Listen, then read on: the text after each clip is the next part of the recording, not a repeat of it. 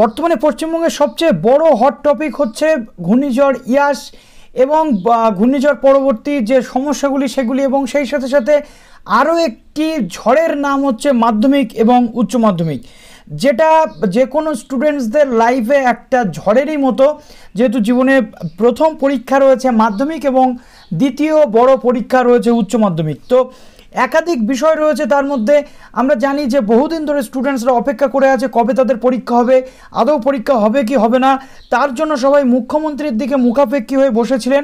তো আজকে ঘোষণা হয়ে গেল কবে মাধ্যমিক এবং উচ্চ মাধ্যমিক পরীক্ষা হতে চলেছে, কত নম্বরের পরীক্ষা হতে চলেছে এবং কত সময়ের পরীক্ষা হতে চলেছে, কোন কোন বিষয়ের পরীক্ষা হবে, কোন কোন বিষয়ের পরীক্ষা হবে না, আগের নাম্বার থেকে সেই বিষয়ের পরীক্ষার নাম্বারগুলি দেওয়া হবে।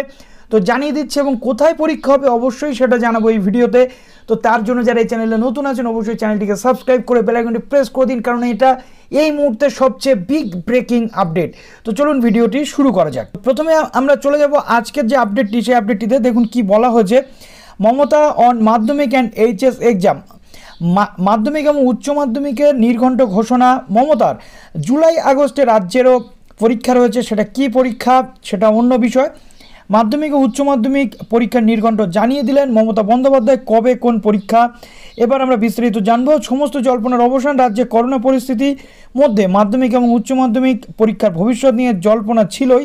সেক্ষেত্রে শিক্ষা দপ্তরের দায়িত্ব নেওয়ার পর থেকে ব্রাত্য বসু জানিয়েছিলেন যে সামনের সপ্তাহে চূড়ান্ত সিদ্ধান্ত জানাবেন মুখ্যমন্ত্রী। প্রত্যেকে মুখ্যমন্ত্রীর দিকে তাকিয়েছিলেন, তো আজকে মুখ্যমন্ত্রী ঘোষণা করে দিলেন।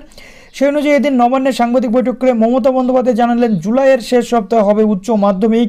ভালো করে আপনারা খেয়াল করুন, জুলাইয়ের শেষ সপ্তাহে হবে উচ্চ মাধ্যমিক, অর্থাৎ আমরা জানি মাধ্যমিক আগে হয়, উচ্চ মাধ্যমিক পরীক্ষাটি পরে হয়, কিন্তু এবার হচ্ছে উল্টোটা, এবার উচ্চ মাধ্যমিক পরীক্ষা আগে হতে চলেছে এবং শেষ সপ্তাহে হচ্ছে কি দেখুন, বলা হচ্ছে যে জুলাইয়ের শেষ সপ্তাহে হবে উচ্চ মাধ্যমিক আর মাধ্যমিক পরীক্ষা হবে আগস্টের দ্বিতীয় সপ্তাহে।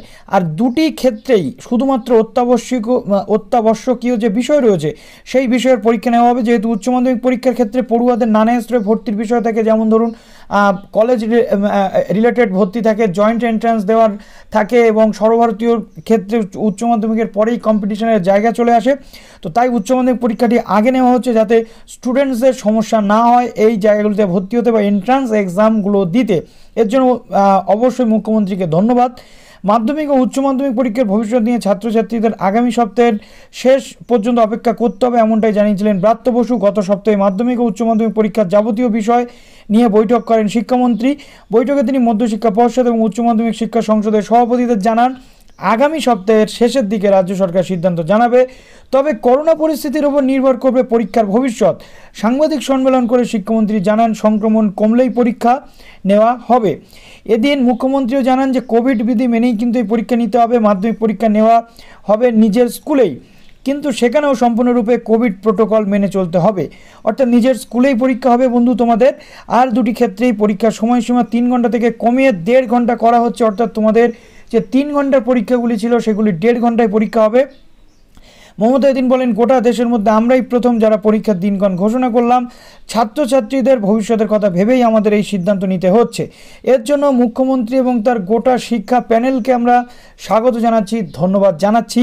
তো তোমাদের পরীক্ষা হচ্ছে 3 ঘন্টার জায়গাতে 1.5 ঘন্টা এবং নিজের স্কুলেই পরীক্ষা হচ্ছে পুরো কোভিড প্রোটোকল মেনটেন করে। এর জন্য তোমাদের অনেক অনেক আগাম শুভেচ্ছা জানাচ্ছি এবং আমি জানি তোমাদের পরীক্ষা খুব ভালো হবে। ভালো থাকো সবাই, অল দ্য বেস্ট। এবার থেকে পড়াশোনাটা খুব ভালো করে চালিয়ে যাও। 1.5 ঘন্টার পরীক্ষা, এখন কত মার্কসের পরীক্ষা হবে সেটা বলা যাচ্ছে না।